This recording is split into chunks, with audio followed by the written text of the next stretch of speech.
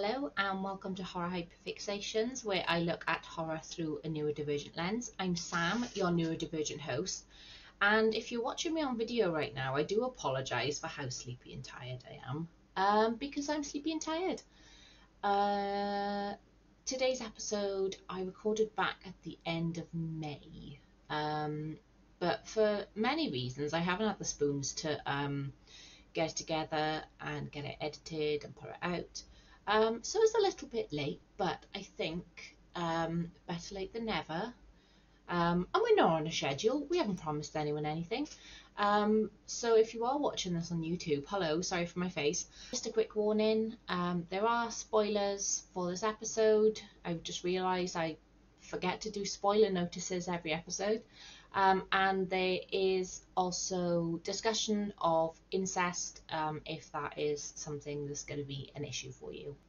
I thought as I recorded a video episode, it was only right to do a video introduction.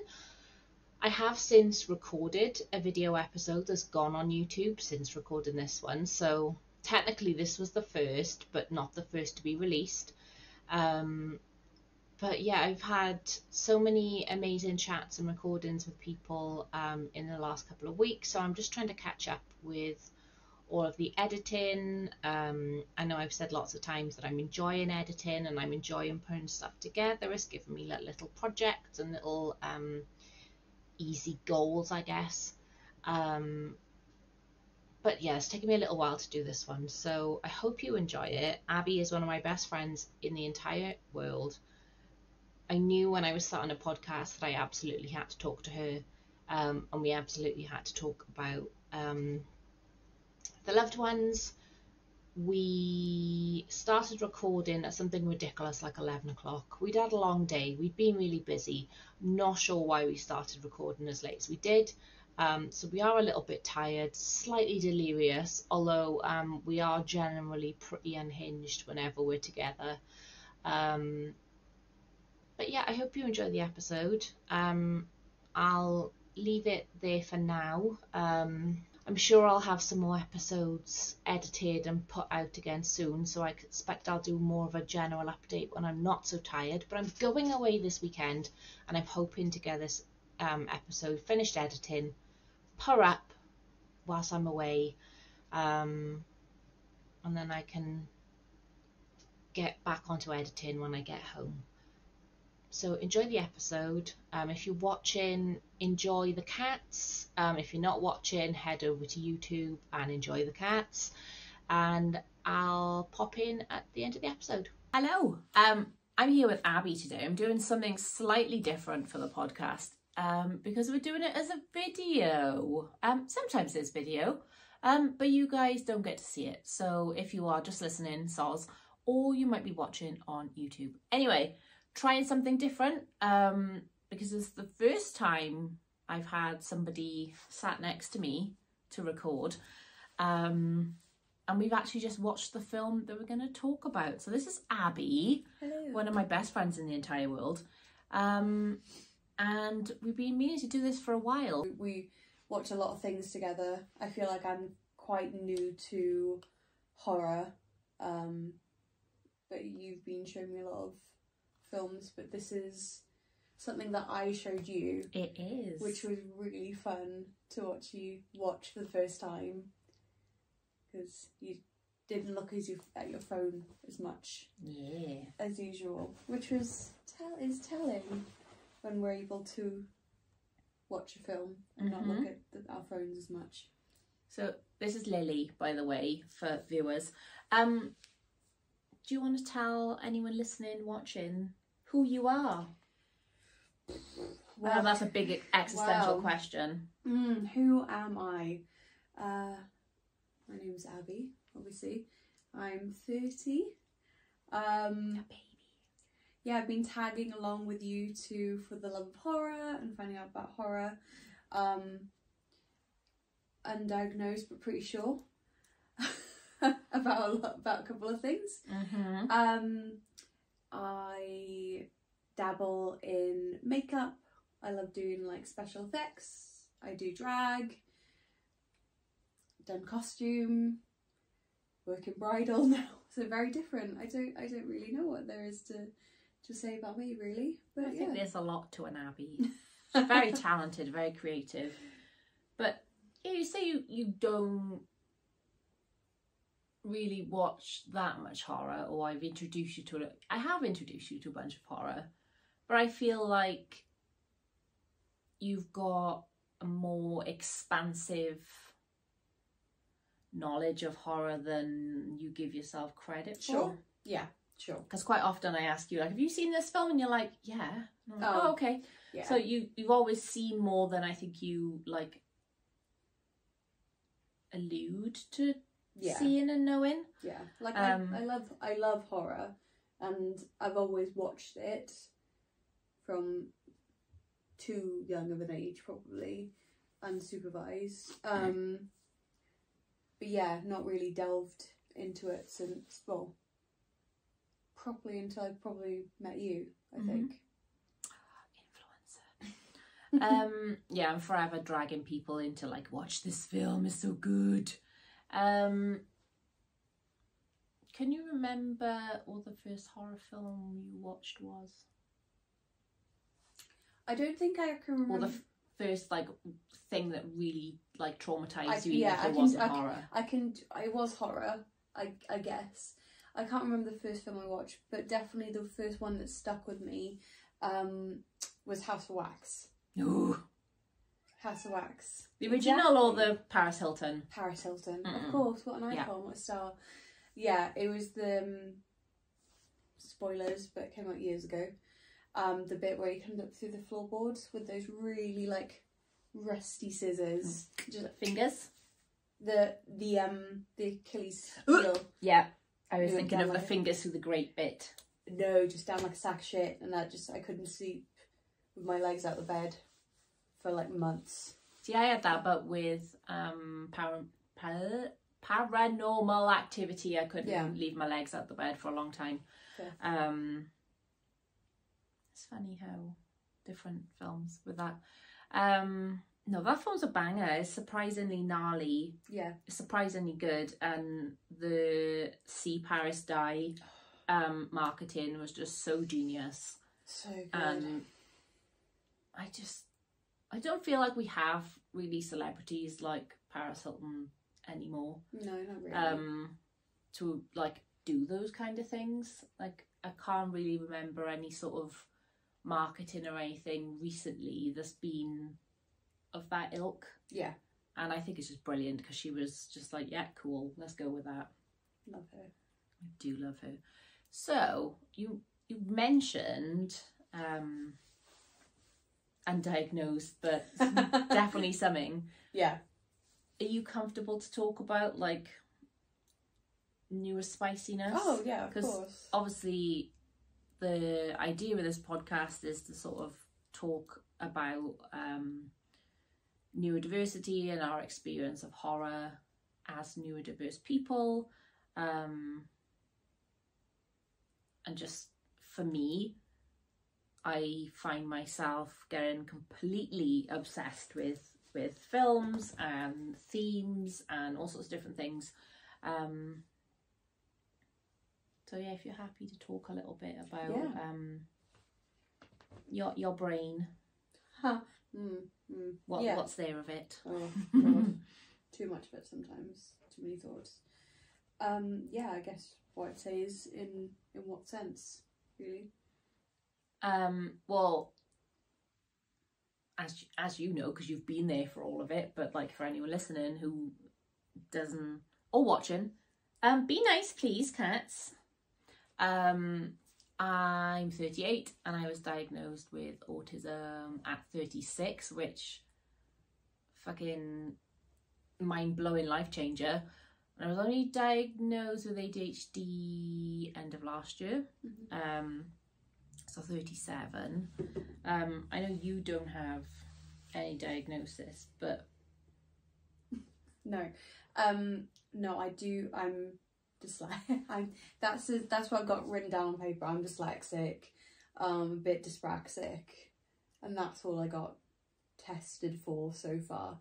I went through all of school not knowing struggling but working my ass off because my mum pushed me, which is a really good thing because I think I would have failed a lot of things. But yeah, no, I didn't know I was dyslexic until first year of university when we were doing pattern cutting in with costume, and I was like, I can't do this.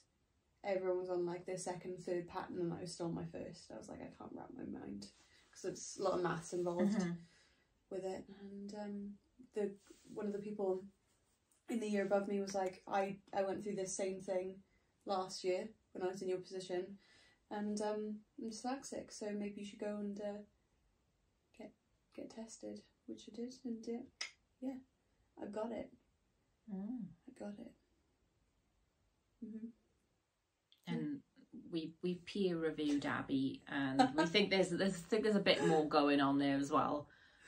Yeah, because it's one of those things, isn't it? I think through life we all find each other, and as I realised about my neurodiversity, lots of my other friends were, and it was like, oh, you're very like me in lots of ways, and I think lots of us are probably neurodiverse and haven't been diagnosed yet, or I mean, clearly nobody's a doctor. Well, some people are doctors, not me, so we can't formally diagnose people, but when you see the traits that you struggle with, I guess, in other people, it's hard not to be like, yeah, you got a little something there too. Yeah. But we need to like formally start. We keep meaning to, because ADHD, you forget to do all these things, but yeah, life has been a bit hectic for the both of us, and it's kind of taken a back burner, and for now I've kind of gone, pretty sure I am, that's okay for now, but I do need to. Self-diagnosis is completely valid. There seems to be lots of arguments online about it, but I think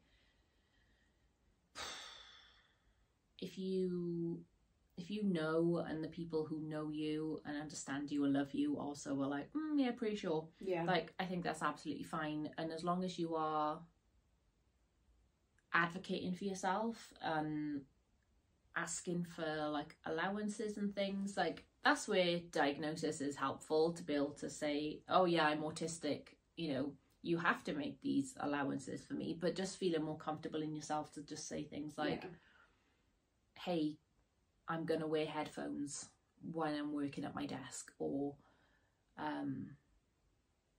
just even feeling like, for me, feeling more comfortable in saying no to going places and doing things, because I knew I'd get overwhelmed.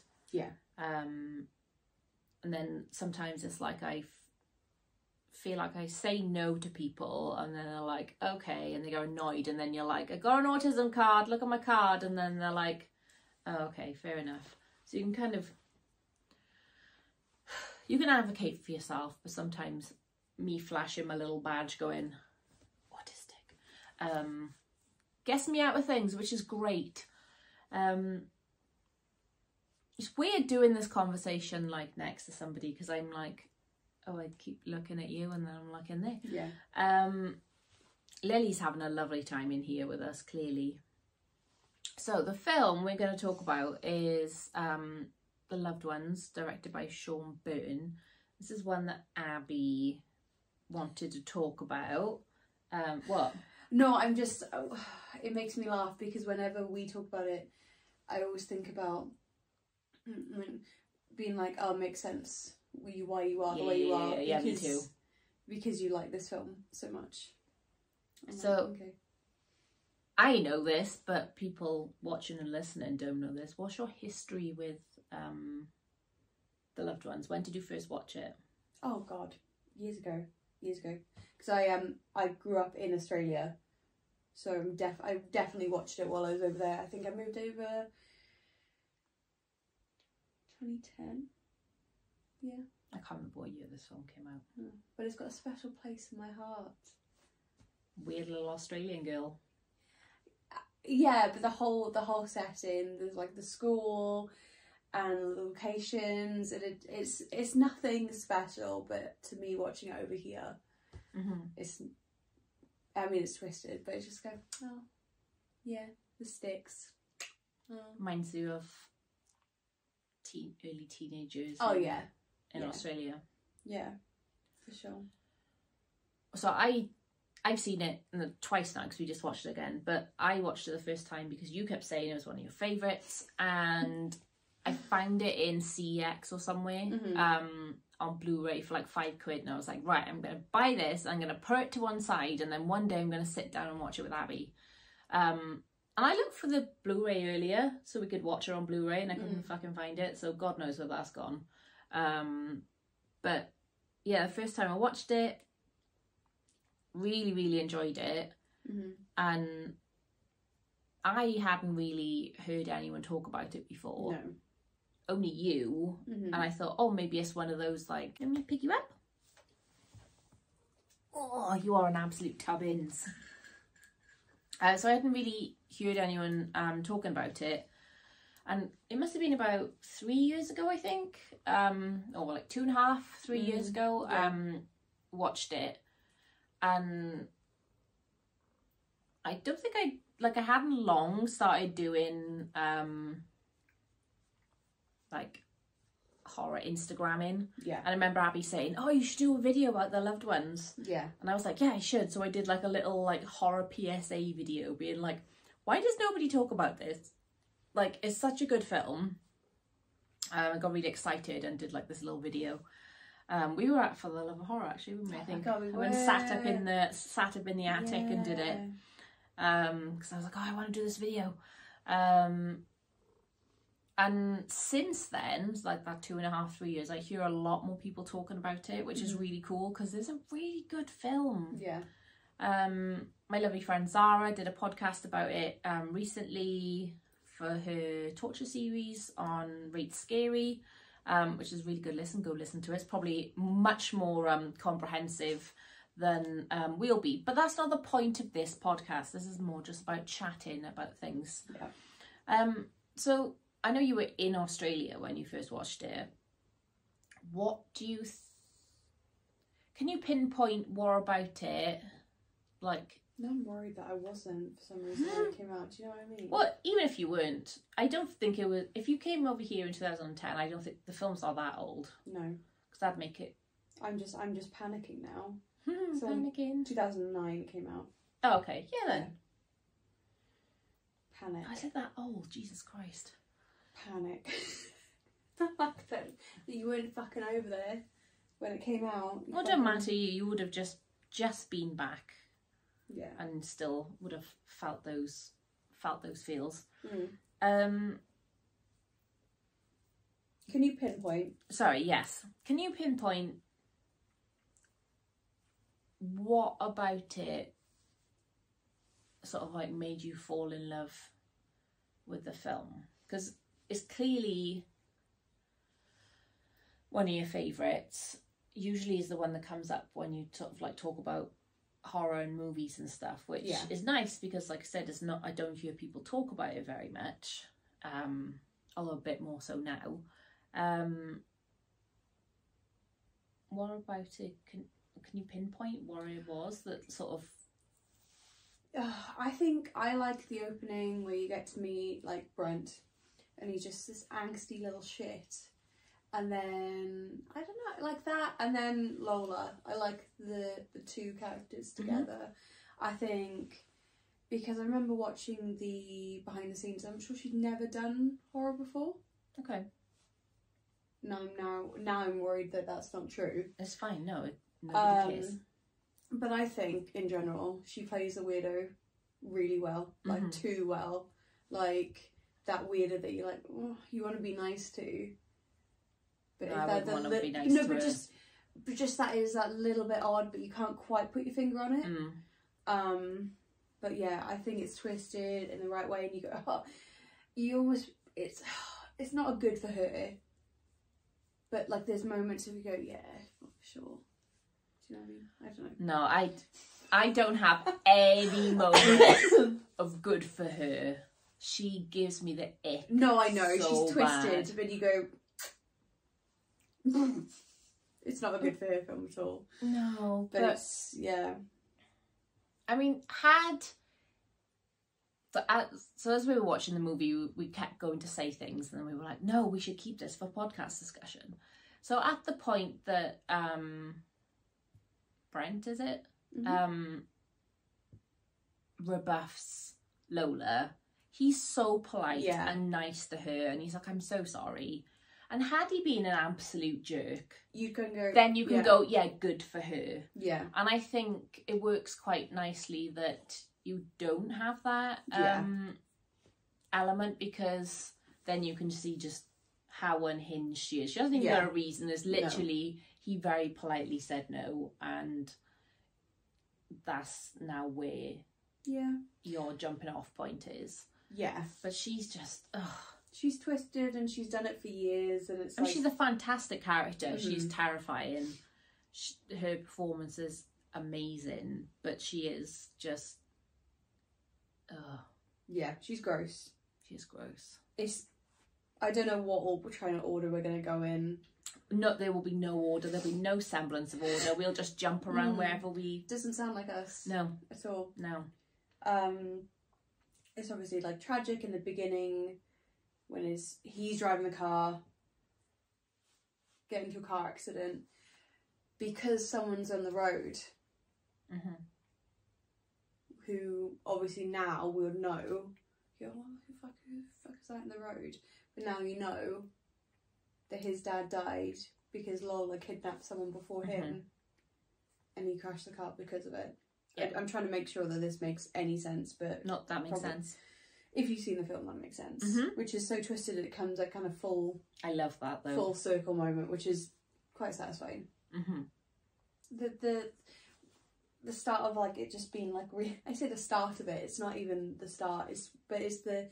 When they're having food. He's been kidnapped. They've, like, stabbed the dog, which is devastating. No, what a bastard. Devastating. But he, like, wakes up to this twisted prom situation, and then they're eating chicken, bony chicken. Oh my god! And drinking milk. Oh, stop there! Bad enough. Awful. She got this fucking milk mustache. Oh jeez. No. Horrible. Yeah.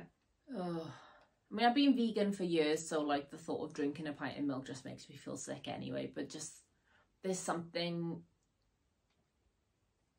it just makes me feel so squicky watching people drink a glass of milk, because like the whole "it's not for you, it's for baby cows" thing aside, like milk is for babies, so seeing like grown adults drinking glasses of milk, I'm like, what are you it just makes me feel weird. I don't know why. I've never liked it anyway, but yeah, it just squicks me out. She's there, chicken and milk, being fucking weird, and then she's got that milk mustache. She's like, is it finger licking good? That's the kind of stuff that makes me feel icky. Yeah. That she thinks she's being like sexy or whatever, and it's just... It's the dad watching. We haven't even got to that part, the weird verging on the cusp of being some type of weird incestuous relationship. I don't think there's any virgin or cusp. There's like... No, I get that, but I feel like they haven't... It's like they haven't done anything yet. It's like, and this isn't me trying to justify anything, but I feel like there's been... I don't like this part of it. Like, I wish it wasn't in it, because it makes me feel weird, because it's like one of my favourite, like, I like this film. And I'm like, oh, this incestuous bit. You know all the fucking films that are like my favourite ones, and there's just some really fucked up stuff in them, so it's all good.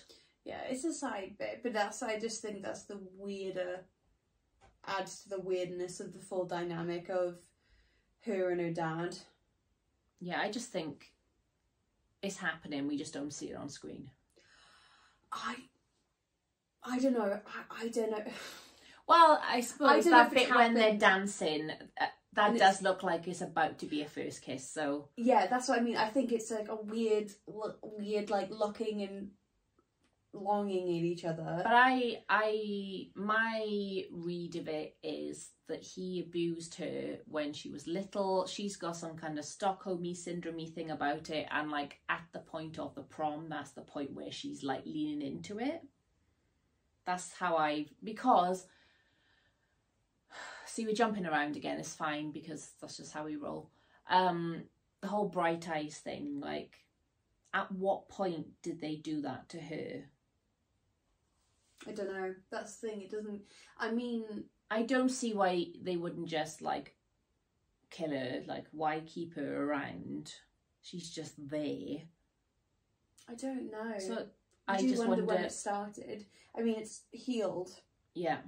The wounds they inflict on the victims, it's partly healed. But I feel like there's something knocking around in there. Because I know she's like, it scrambles your brain. But that part when they're eating and then she just like sheds one tear. You like wonder how much is going around in there as well. I wonder if the first time he's done this drilling thing is with bright eyes.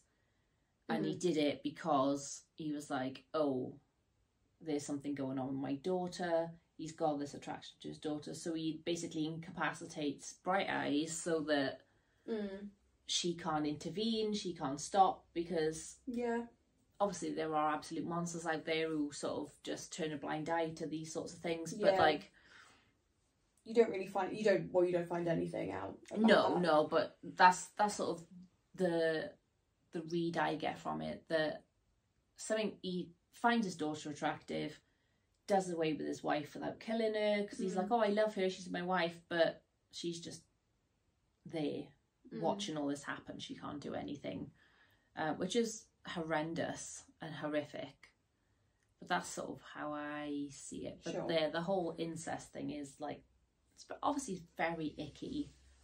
That is one yum I will yuck, because absolutely not. Yeah, I'm not behind that. That's my least favourite part of it, but then it just adds to the squeakiness of it. Yeah, I think it's a integral part of the story, and I know you said like you wish it wasn't there, but also I can't imagine the story being as impactful without it.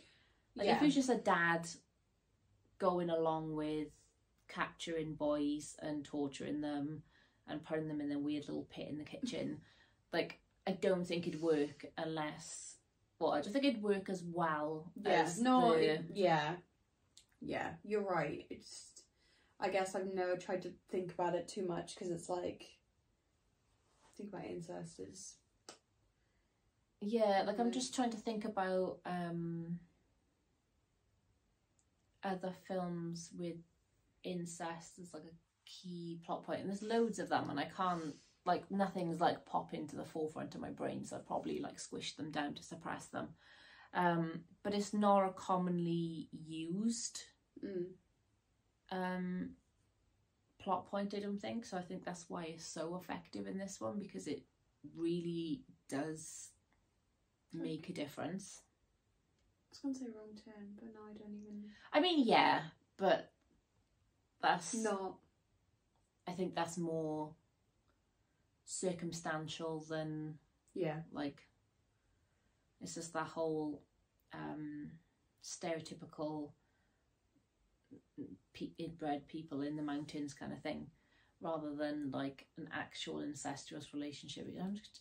There's bound to be some. There's loads, and I just can't think out of any of them right now. If anyone's actually listening to this, I'm sure they're like, it's this. Yes, they'll be like, what, this one and this one? And I'll be like, okay, yes, I'm tired and my brain doesn't work, and there's cats and they're very sweet and they're very distracting.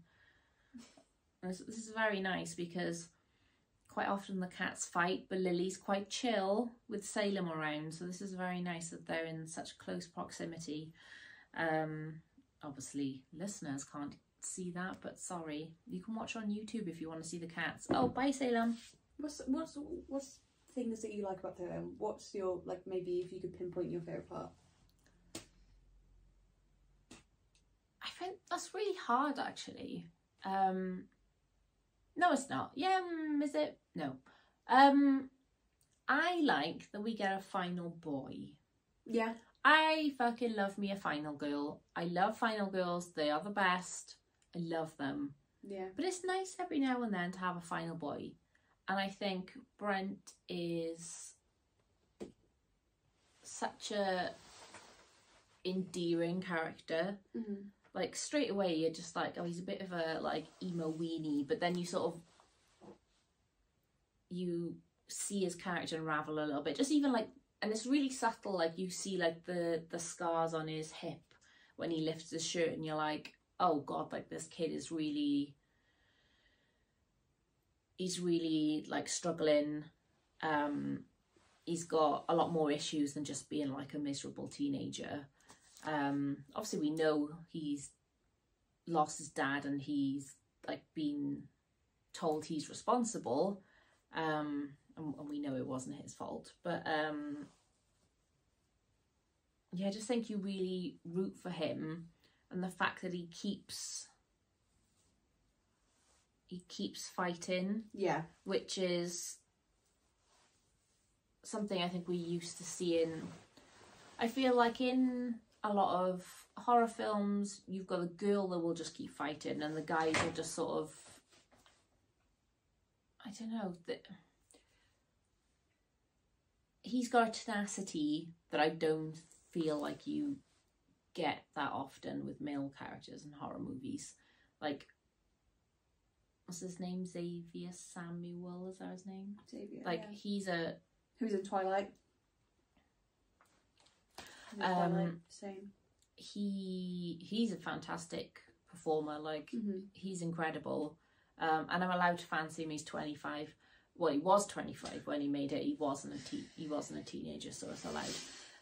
But his performance is incredible. Like the noise he makes. Oh. It sounds like some kind of like rage zombie or a demon, or that like that hurts. Yeah. Yeah, because obviously it's good. I think, like you said, as you start to find out more about him, it starts to unravel. Even at the beginning, where he has that kind of like, I say wobble, he walks down the street with a fucking razor blade in his hand. That's the only part that annoys me. I was going to say this, and I was like, no, I'm going to keep it to myself.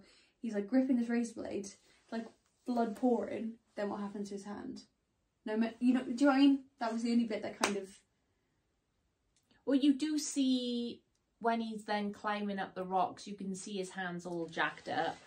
Yeah, I mean later, but anyway, because even at that part, you're like, ugh, you know, self-harm, and then he's like hanging off these cliffs that he climbs to he's obviously done it before because his mum goes there to try and find him. But even then, when you think he's kind of having this moment, I don't really like living dangerously, and he actually slips, and it's like he not like want to actually live. And I think it's the bit when Lola's like cry, and it's I feel like there's like a kind of click. I don't know if I'm reaching now, but I feel like he's actually like, oh crap, oh shit, like I'm in this situation. Actually, I want to survive, like you say, tenacity. Yeah, because the actual torture. So what they do to him is awful. Oh, it's twisted, and I love it. Yeah.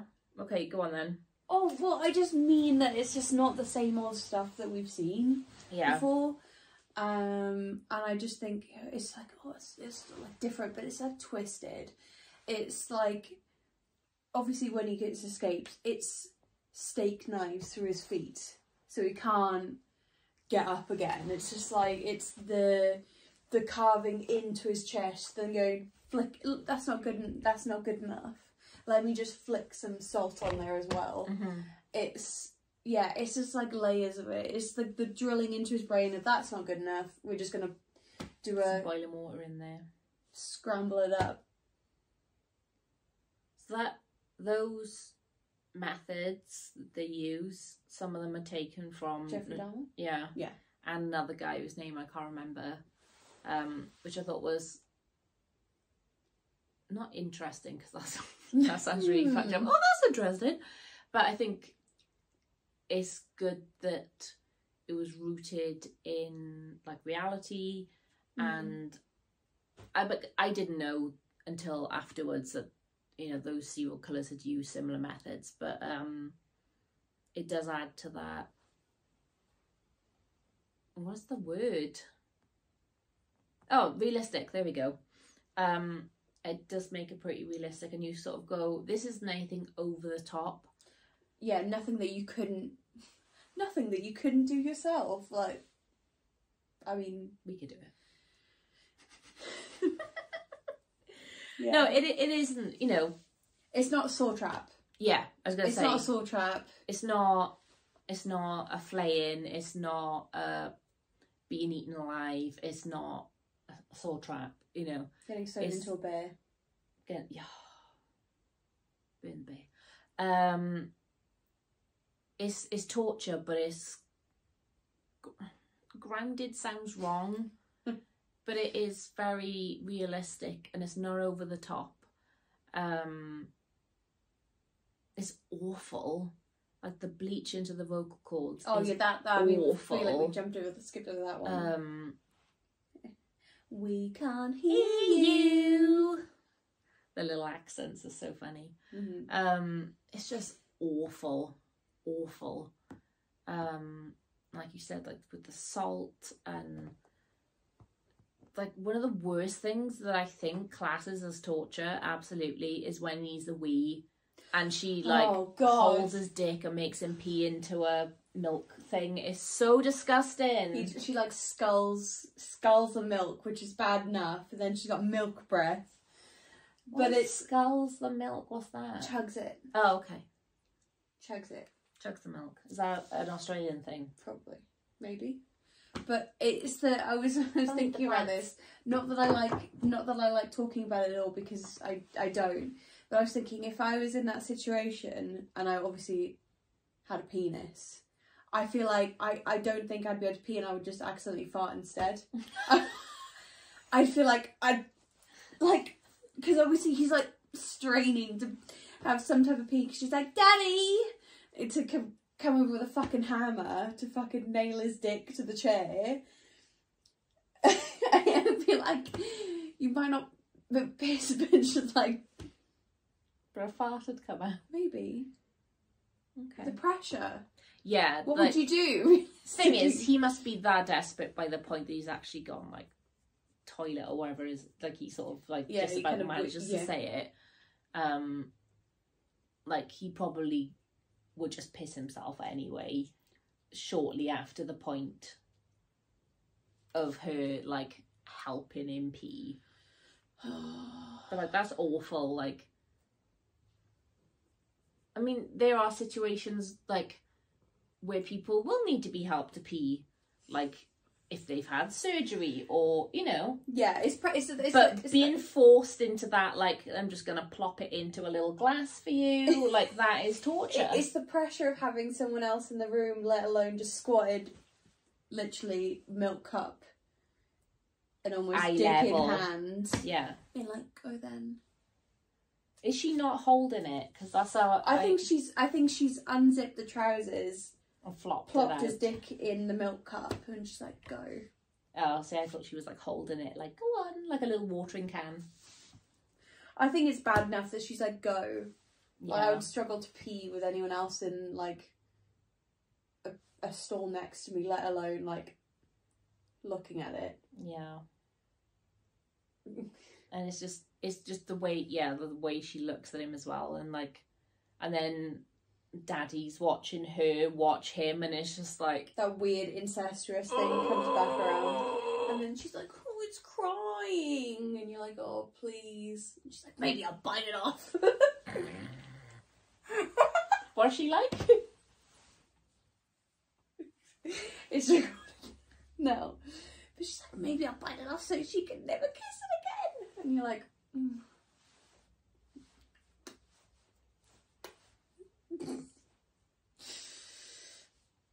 Ugh, she's just so fucking unhinged. It's awful. It's awful. Oh man, I feel like we're jumping around all over the place, but I love. And she's like, he's in the kitchen hole, like fucked, and she's like, picks up his razor blade and is like, oh, I'm gonna kill your mum and kill Holly. And then she's with that knife with a little fucking burn book. Am I not pretty enough? Like, I can't... Okay, let's talk about the song, because I remember you singing the song when you were telling me about the film. I think before I'd seen it, and you were like, oh, this song. And like, and I remember you singing it and just being like, what the fuck? And then watching the film and being like, this song sucks. But like, it was like a legit song, right, in Australia? Yeah. I feel like there was an original on Casey Chambers. Oh, we've had this conversation, I remember, because you were like, you knew so many facts about her, and I was like, I feel like it's all obsessed. gone now. No, I'm sure there's an original song, and Casey Chambers did a cover of it. I feel like I remember the music video for some reason. It's like an abandoned like pub in Australia, like after hours. Yeah, the kitchen pit. But the song is just. I feel like you're Australian, you know, am I not pretty enough? I can't. No, I don't know if that's the title, but it is now. I feel like most people in Australia know that. Yeah, like I'd never heard it before. You know what? Nope. The one and only, well, not one and only, twice and only time I've heard it has been watching this film. When I serenade oh, when you sang it as well, yeah, beautifully. I mean, I can relate to the lyrics. Am I not pretty enough? Am I, what? Am I not pretty enough? Is my heart too broken? Do I cry too much? I fucking do cry too much. Am I too outspoken? Yes, all of those things I do. Don't I make you laugh? I was like, don't I make you laugh? Should I try it hard? Why do you see right through me? Oh. I mean, I do hard relate to those lyrics, like, so hard. But it's just the way she's like,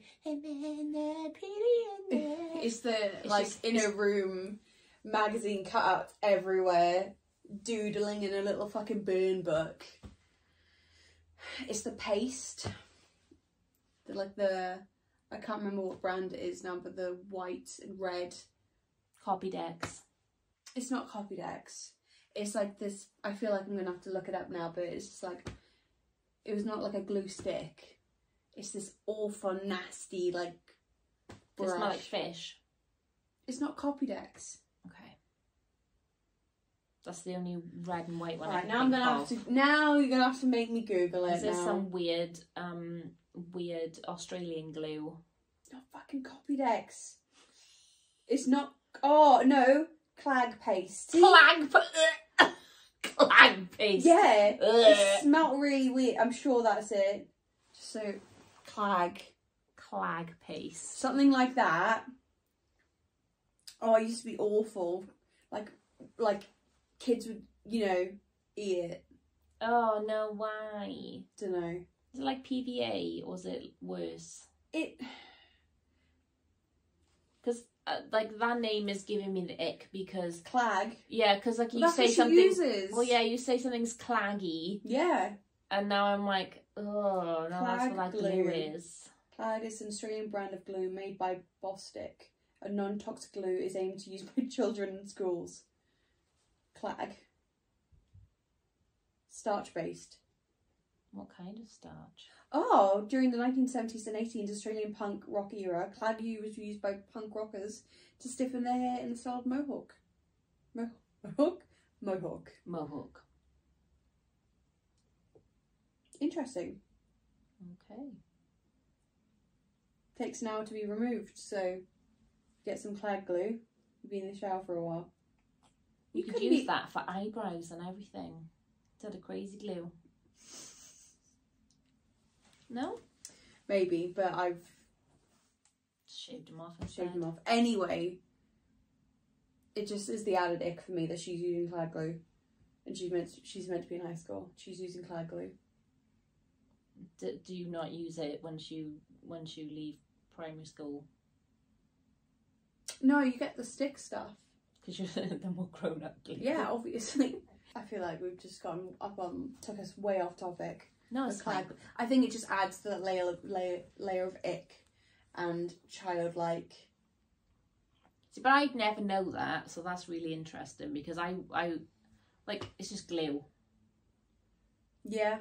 I wouldn't have that context. That's what's interesting about like Australian cinema, because I always feel like there's a bunch of stuff that unless you're Australian you just won't get. And I know you could say that for any country, but Australia just seems like this, like, I often feel like it's not real. I know it is real because you live there and everything, but like it's just like this big lump of land, Very big. very big, and it's unlike anywhere else on earth. Like it's just so weird. Like you've got animals that are there that aren't anywhere else, and like I understand the whole thing of like the land separating and floating around and stuff, I get it, but it's just like this weird place. And I know a lot of the humour and stuff in Australia is quite similar to British humour, and obviously a lot of Australia was populated with British people, so like I understand all this, but it just laughing at me because I'm like, is Australia a real place? Yeah. No, it's weird, and it's like, obviously I know it's a massive country and there's loads of people there, but like this film, just like the fact that nobody fucking knows that song and no one knows what clag glue is in the rest of the world, but then like you guys, you're like, you all know this. I feel like that's only a little part of it. I don't think that's an integral part of the plot. No, but it is now to me, because now that's all I can think about now is clag glue. I'm like, oh, clag. Hello. But I just think it is interesting to have your perspective on the Australian-ness of it, because I haven't watched loads of Australian horror, but what I have seen, and off the top of my head, it's just Wolf Creek, but I know there are more I have seen. They're brutal. Yeah. Well, I mean, they say that Australia itself is quite brutal. Well, that's what I was going to say, like, this mythical land of Australia, it's very bleak and brutal, and, like, it's hot, it's dusty, there's miles and miles and miles between towns and things in places. Everything fucking wants to kill you there. Like, it must be a hard place. Like, if you're living in the rural areas outside of the cities and stuff, it must be a really hard place to live. So that's probably, like, what informs that level of, like, bleakness, I guess, with Australian horror. And, like, I know I just said Wolf Creek. Like, I personally don't like Wolf Creek. I've only seen it once, and it's one of the only bleak films I watched where I've gone, this is horrible. I don't, normally I'm like, yes, give me the bleak films, but I didn't care for it. I will have to watch it again, because I know, I can't remember his character's name, but John Jarrett is great in it. And listening to some podcasts recently about Wolf Creek, like, I'm like, maybe I'll revisit. And I know there's a TV series and that's supposed to be quite good, so maybe we'll go back. But it's just inherently bleak. The cats are molting. But I do find, I don't know what my point was. Saying about it being bleak, I don't know. What sticks with me is the dad buys her that bright fucking fuchsia pink dress. Everything's really, really bleak. Setting's bleak. Like I said, dry. And then in their house, it's not a nice house, but it's a typical Australian house. Sorry. And he's got that disco ball. He's got the little fucking banner up. Can't tell if he made it or she made it. Don't know which is worse. Yeah, and he goes and buys her that bright pink dress to wear with the shoes. I do like those shoes. They're super cute. I used to have a dress very similar to that pink dress, but it was slightly more magenta than that. But it was great. Yeah, I was just about to say, when you said about the pink, like, very bisexual lighting in this film. Lots of pink and blue. I don't know if that means anything, but I'm tired, so it probably does, but I'm too tired to think about it right now. I just think it looks really nice as well. And like, I know Sean Byrne, this was his first feature, and he'd done loads of shorts and stuff before, which I haven't seen. Have you seen them? Like, was Sean Byrne like someone you were aware of? I haven't seen them, but also I don't want to bring my age into this. You are a baby. Little baby. I wouldn't say that, but you know, compared to me, yeah, compared to me, old crag, old hag, old crone. So have you seen Sean Byrne's other feature? I think he's only got one other one, Devil's Candy. No, I haven't. It's really fucking good. Yeah. I watched it because I heard good things about it, and then I was like, oh, it's the same guy who did The Loved Ones. It's really good. Ethan Embry is the lead guy in it. He's like a painter, and he's fit in it. He's fit anyway, but he's really fit in that film. So it's selling point. But then we've got, and I keep forgetting, like, everyone is so excited about Dangerous Animals, and I keep forgetting that it's Sean Byrne who's done Dangerous Animals. Even though you keep saying, we need to go see it. We do need to go see it.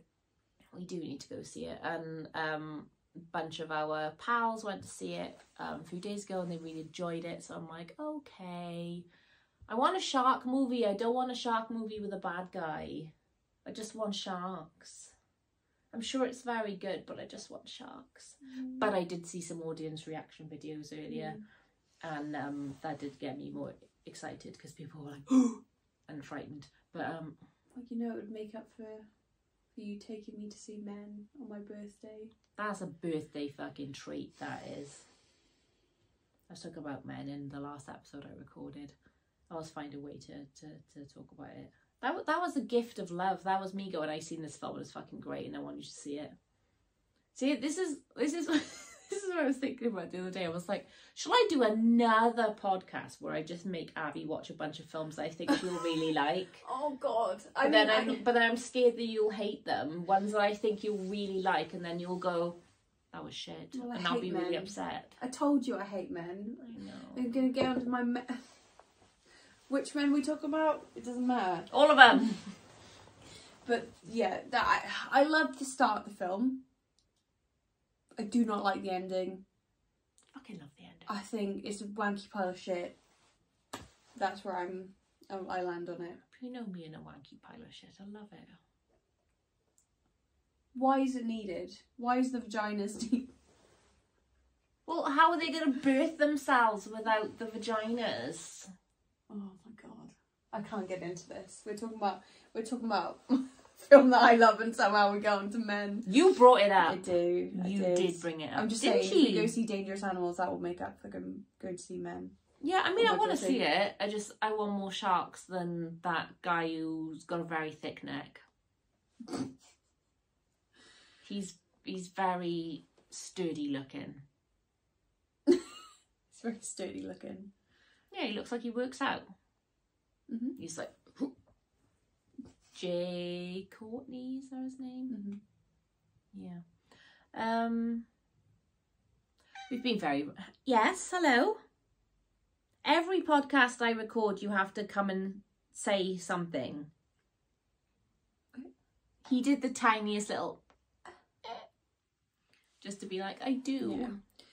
I don't even know if we talked about a lot of things that are relevant. I feel like we've totally skipped over the fact that while Brent's going through something absolutely horrendous, his mate has taken this absolute fee to the dance, and he's having a great time with her. And I feel like it's touched on the fact that her brother went missing. Yes. Yeah. Oh! Yeah.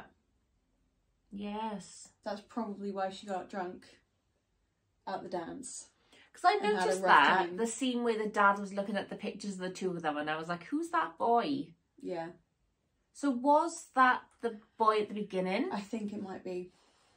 We need to just do a little freeze frame and look, because you can see. Well, he's a bit messed up. Yeah, but you could compare enough, I think, to see the Yeah. the thing. It probably is then, isn't it? Yeah. But yeah, she is fit, Yeah. and that guy is so funny. And dorky, and I definitely, yeah. And I do like how it cuts back and forth between, like, the stoner guy's evening where he's just like rocking out in the car with the fit rocker girl and getting stoned and having sex in a car, and then his best mate's just like Fighting for his life. got steak knives through his feet and pissing in a milk cup. Yeah. At least he didn't have the boiling water in his brain. No, he didn't get to that part. No. But the fact he could still drive a car afterwards was quite impressive. I don't feel like I could drive a car afterwards. Adrenaline, right? Yeah. But I just feel like I'd be a bit catatonic. I feel like you just gotta keep going, considering she's threatening to kill your mum Yeah. and your girlfriend. And you'd get out of the pit. You did get out of the pit. Just a pile of bodies. Mm. Impressive. Why do you think she keeps them down there? I was thinking about that while we were talking about something else earlier. Is it just so that she's like collecting them all and she's like, oh, my boyfriends? I think she just finds it funny, but I want to know how the other guy escaped. Because she didn't, they mentioned something about like, oh, I'm sure he's dead now. It's like they didn't even know what happened to him in the end. Because it was like they didn't hit him with the car. He was never found, I assume. Yeah, that's what I was going to say. That surely he would have been found. But then, you know this better than me. That type of, like, little town, would it be that rural that bodies could, like, collapse in the middle of the outback or wherever that area is? I don't know. Like, is that... I mean, it's out in the sticks. That's what I would call the sticks. Like, if it was in the middle of the road, no, it wouldn't be avoided. But, I mean, I definitely think that you could, or at least not for, like, a period of time. It's not as though everything's spread out over there compared to over here, where everyone's fucking on top of each other. Houses are super close. It's normal in Australia to maybe not know your neighbours, or to be, a couple of minutes down the road from your neighbours. Yeah. Obviously it depends on how close you get to cities and things like that as well, but in suburbia you're not attached. Houses aren't attached together. Yeah. So it's plausible. I know 6 months between that opening scene and it is. It's not that big happening, but so we know she's done this loads of times. Yeah, she keeps track and goes over that. Yeah. Does she just do it at school dance times? Or is it just sort of when she feels like it? Because 6 months before, so if this was the prom, like 6 months before might have been like a winter formal or something. I mean, maybe it's not a prom, but I think that maybe just sparks something. Do you know what I mean? Yeah. So like milestone, but I'm not really sure. But she revels in it either way. Yeah, it's interesting. Like, I do wonder whether... Okay, so do you think that Daddy just does all this because it's what she wants, or is she a product of her upbringing and her dad was already fucked up? Oh, Dad must have been fucked up. There's no way that he was fine and she made him that way. I think it's a weird thing of him trying to give her everything she wanted. Yeah, calling her princess. And then obviously the wishbone. And even then, he's like, oh, like, I got the bigger bit of the wishbone. He's like, I wish for you. I would have wished for you too. Weird. Ugh. So gross. Yeah. So I think it's trying to make her happy. I wonder if she had a rough time. They did things to make her happy. Well, yes, it's I do find it really interesting because you know they're clearly classed as serial killers at this point, and some of her actions are based on methods by notorious serial killers. Like, I can't even like formulate where my train of thought was going, but where did this come from? Like, I don't know. There's not a kind of origin. I guess we were talking about earlier about bright eyes, so maybe they started it with mum, and then I don't know, tested up some weird theory on mum, and then went from there. Just it's really weird. I'm tired now. I'm just like, I don't know, man. It is it's weird. It is weird. It is, yeah. Just trying to get my head around like what she's getting out of it, because obviously she's getting some kind of like sick amusement I think from justification. it. Yeah. And like weird revenge plot. Yeah, but she's trying to make like this perfect prom night thing, but I don't know. Like if she was in her 20s and had a terrible prom, and she's trying to recreate her prom every time. I think she's a loser in school. Yeah, but I just don't understand why she wouldn't try and make it, like, obviously she has the little dance with Brent, and then she dances with her dad. It's like,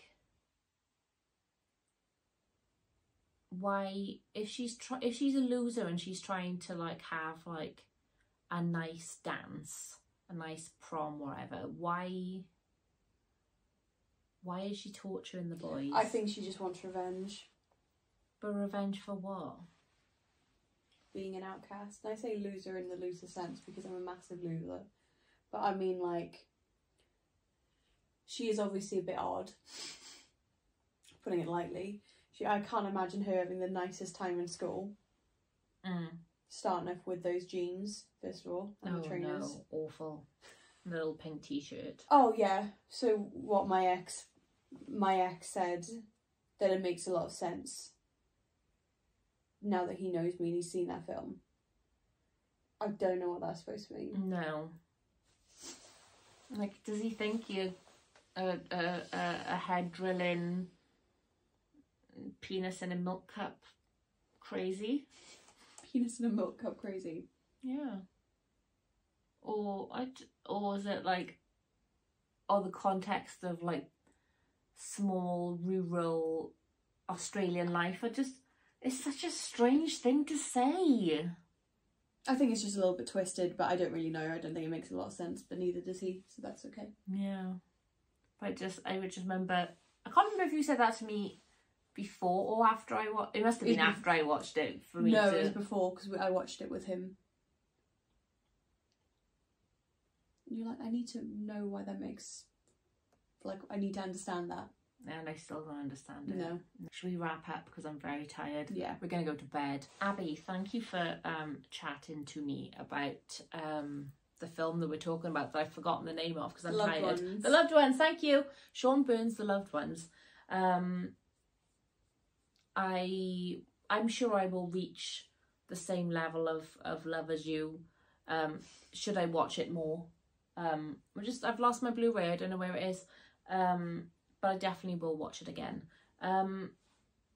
Is there anywhere that people can follow you to come and watch your adventures and see what you're up to and doing things? Sure. I'm Abnormal Ghost on Instagram. But Abnormal.ghost. Abnormal.ghost, thank you, on Instagram.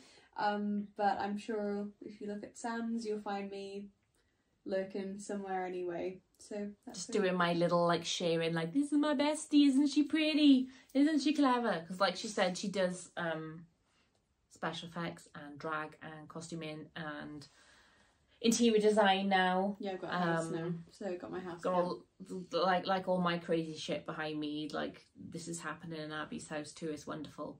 But yeah, thank you so much for talking about it with me. It's very lovely, and I'm not sure we've made any sense.